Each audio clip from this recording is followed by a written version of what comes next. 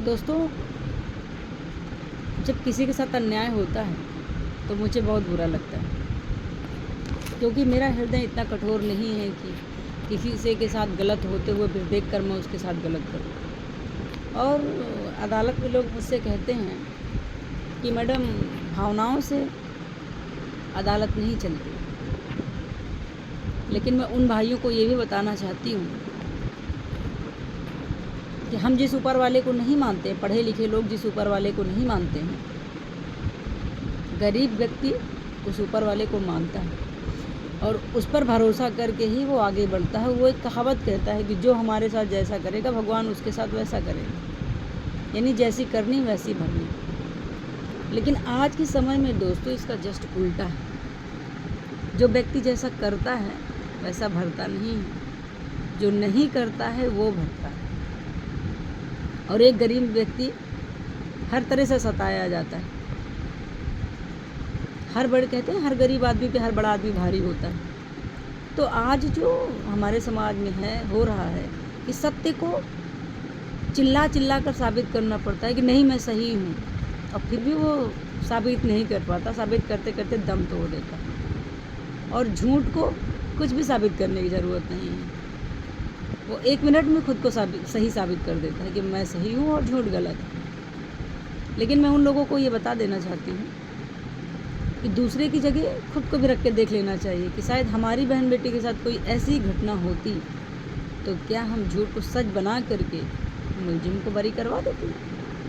वो तो कुछ लोग कहें कि वो तो हमारा पैसा है कि हमारे पास जो आएगा हम उसको बरी कराएंगे, उसको छुड़वाएंगे और उसे सज़ा कराएंगे। ये तो हमारा पैसा है।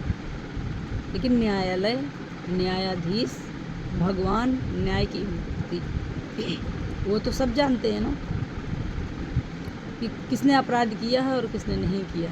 वो ये भी जानते हैं कि जब अपराध करने वाला व्यक्ति बलवान हो, शक्तिशाली हो, पैसा वाला हो और राजनीतिक छत्रछाया में हो, तो कानून उसका क्या कर सकती है। एक गरीब आदमी उसका क्या कर सकता है, क्योंकि उसके पास पैसा है, पावर है, जुगाड़ है, वो सब कुछ कर लेगा।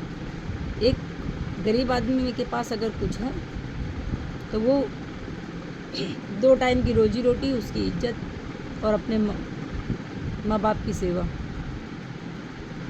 सडन से उसके साथ कोई घटना हो जाती है तो वो न्यायालय की तरफ दौड़ता है, पुलिस वालों के पास जाता है।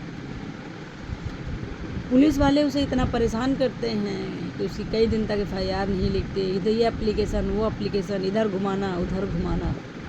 तब तक गरीब थक जाता है, हार जाता है और वो हताश होकर न्याय पाने की तो दूर, वो ये भूल जाता है कि मुझे कुछ करना भी चाहिए।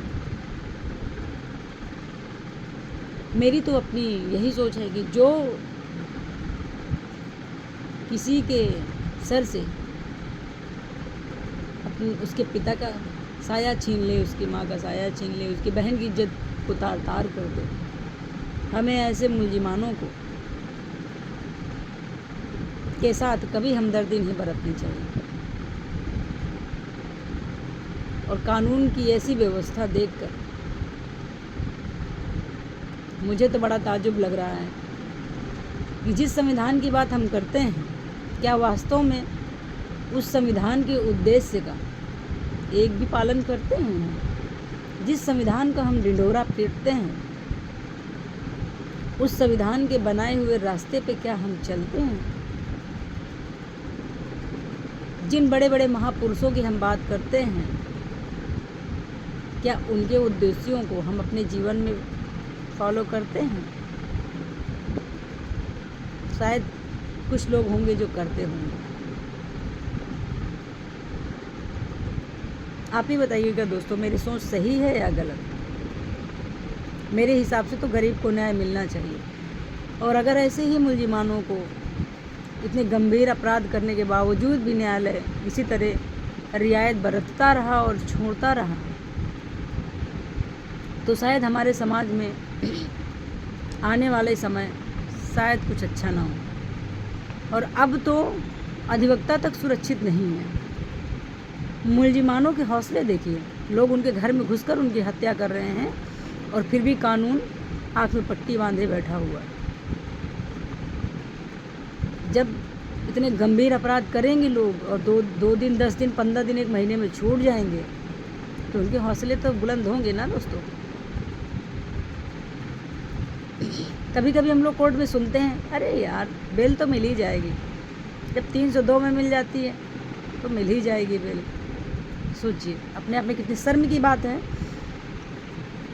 कि लोगों को इतने हौसले बुलंद हैं कि हम कोई भी अपराध करेंगे जमानत तो हमें मिल ही जाएगी एक झटके में। तो हमारे देश की कानून व्यवस्था ऐसी है, तो मुलजिमों के हौसले तो बुलंद होंगे ना।